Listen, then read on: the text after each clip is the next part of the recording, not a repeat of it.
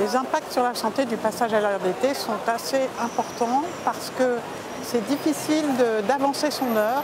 Autant il est toujours possible de retarder son heure de sommeil et son heure de lever, autant il est très difficile d'avancer l'heure d'endormissement.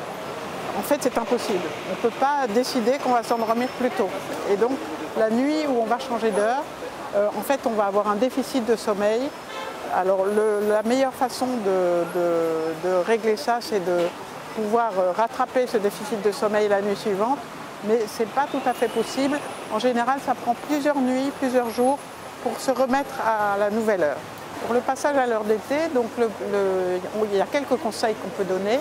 Le premier conseil, c'est de ne pas en profiter pour faire la grasse matinée le dimanche. Parce que là, on se met encore plus en décalage de phase. Et le lundi matin, quand il faudra se réveiller à l'heure normale, on aura pris du retard par rapport à ce qu'il faut faire. Donc, il faut résister.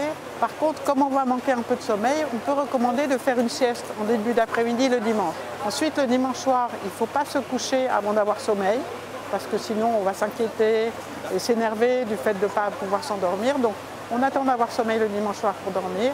Alors, la dernière recommandation, c'est de s'exposer à la lumière du jour le matin pendant les 3 ou 4 premiers jours du changement d'heure. Alors, on peut commencer le samedi matin, c'est-à-dire un peu en avance du changement d'heure.